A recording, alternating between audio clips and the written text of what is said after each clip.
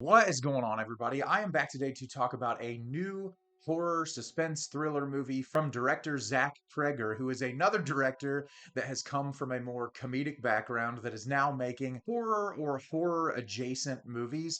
I was a big fan of his first film, Barbarian. I know when that came out, it had kind of a mixed reaction, but I really enjoyed it, not just for the shock value of the film, but I found that it had some really interesting societal commentary. And I always feel like when comedic actors or people that have been involved in comedy get into the horror world, they do such an amazing job juggling tone because comedy is really one of the hardest genres to successfully do. So, getting into drama or horror or any of these other things, you can incorporate comedy while also making a truly horrific property. And I thought Barbarian did a nice job executing that. I also thought it had really incredible cinematography, some fantastic performances.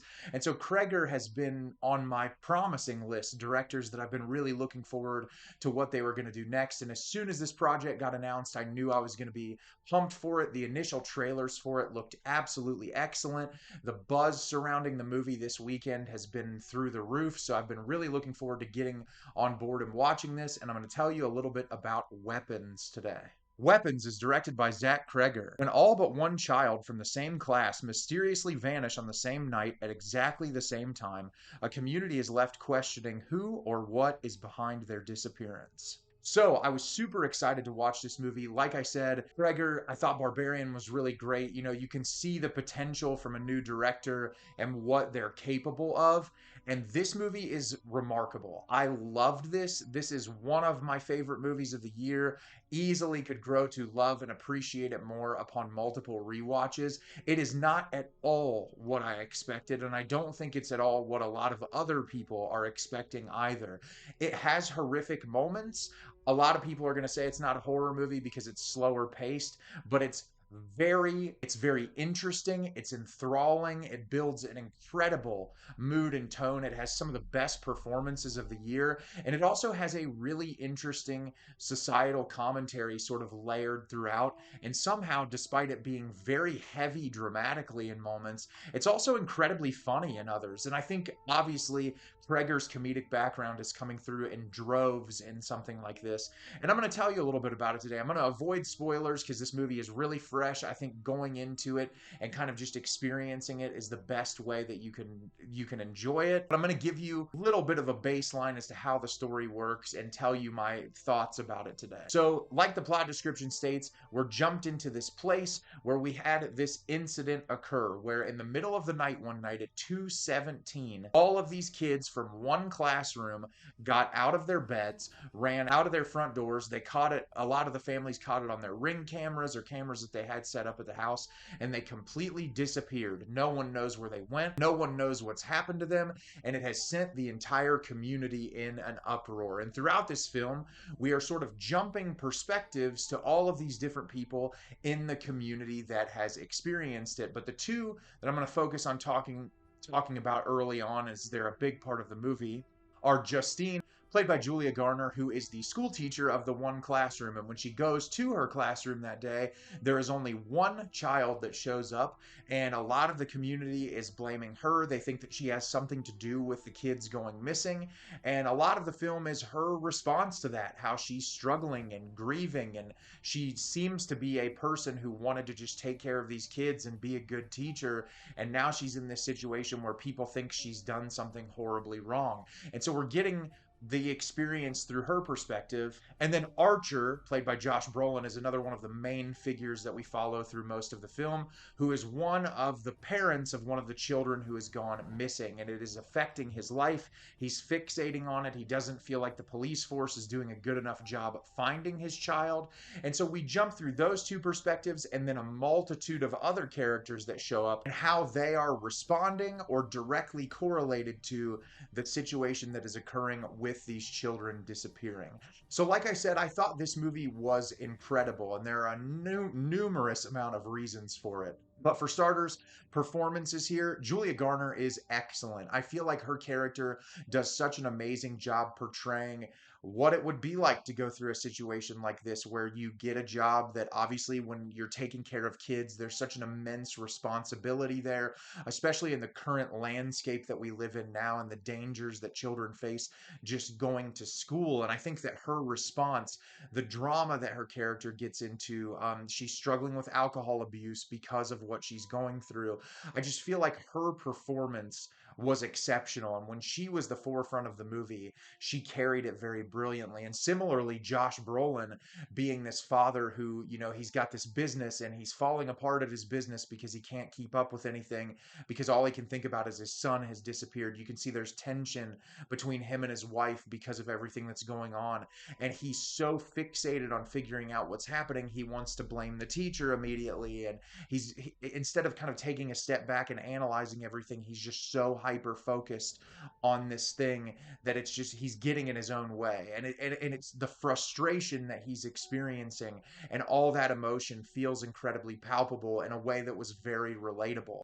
Benedict Wong is in this movie, Alden Ehrenreich, both incredible. They add a lot to this movie as well. I really enjoyed both of their performances. But Amy Madigan, who plays Gladys in this film, is one of the best performances in the movie. Truly incredible, the way that her character kind of shifts and the motivations of her character, and just everything about that performance is really fantastic. And I was also very impressed with the young actor who played the child that was left behind in the classroom.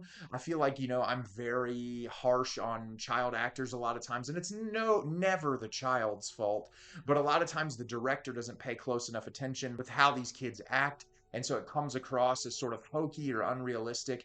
But the young actor who plays the child that was left behind in this movie, he's fantastic. I feel like there's so many scenes with his character that just work incredibly well and create that dramatic tension in a way that very much works. The cinematography in this, very similar to Barbarian, is mesmerizing. I loved the way this thing was shot. I feel like the camera moves and kind of introduces us to areas in the space and really creates a sense of dread that you never know what's going to happen next. And I think having cinematography that does such an excellent job accompanying the performances and the subject matter and everything else is so incredibly important. And it's clear that Cregger is not only just a great filmmaker when it comes to, organizing like story structure, making sure he's getting the best out of his actors, but visually he works with a cinematographer in a way that I think creates very compelling stories that are easy to watch because of how well they look on screen. I felt like this movie, the way that it was stylized and structured, it almost felt like if PTA did a horror movie, like shifting perspectives, the way that it sort of really kind of dives into the drama of these characters in a way that I think is incredibly relatable while also being very funny. There's some like absurdist, ridiculous, over the top, hilarious moments, especially in the third act. The punch of the end of this movie is like there's dramatic, hard hitting elements to it, but there's also some genuinely funny, laugh out loud moments. And I think that's indicative of life's experience, which is why I like comedians doing horror, because life can be genuinely horrific and terrible. I mean, if you look at the world we live in now, things are completely and totally chaotic. And sometimes you have to pull back and laugh, and comedians know that better than anyone. And I thought the way Cregger sort of balanced all that in this movie was just really remarkable. And like I said, it is a fun, enthralling mystery that, while the reveal of what's going on and how this is happening to the kids, it might not be the newest thing that's ever happened in a movie, but it's executed in a way that I really respect, because there is not heavy-handed expositional dialogue in this telling you each and everything that's going on. There's so many context clues and little things incorporated through solely the visuals and the reactions to this. Like, there's a character in this movie that does something to another character, and rather than him say it or like talk about it out loud, you just see it through the visuals. And there's so many great like, that's filmmaking. So many movies now feel like they have to spell everything out to their audiences, and this doesn't, which is one of the things that I loved about it. And another thing I really enjoyed about this movie, like I said, it is incredibly funny. There are some truly hilarious moments in this that I thought were executed really, really well. There's a like a sense of unease with some of these characters, where there's some moments where you don't know whether to laugh or feel really uncomfortable. And I love that about Cregger did that in Barbarian as well, creating just some really unsettling, weird moments that you didn't know whether to be frightened or to laugh. Which, like I've said before, my favorite directors in this world are the ones that make me feel confused when I'm watching something. If a director can elicit multiple emotions out of you at one time, they've succeeded in their job. But one of the other things I thought was really fascinating about this movie was how reflective it was of people who experience these horrible tragedies in relation to schools, whether that be school shooting, violence against kids, whatever, however you may experience it. So much about this felt like these people who are directly impacted. Obviously, it's not a shooting in this movie, the kids disappear, but the results are the same. There's a lot of anger and resentment towards people that haven't even been found guilty. And then someone like Julia Garner's character, who's been involved, has to sit with that and live with it and be like, these people feel a certain way about me, but I didn't have ill intentions. I was just trying to take care of kids. And then there's conversations that I feel like so many teachers probably have to experience. And while I was watching this, despite laughing, there were so many moments that I felt really heavy emotional. And there's some voiceover narration towards the end of the movie at the very like last scene that I feel like also kind of complements what I'm saying about, experiencing that level of trauma and grief and just how people respond to it, how kids involved that have survived have responded to those situations.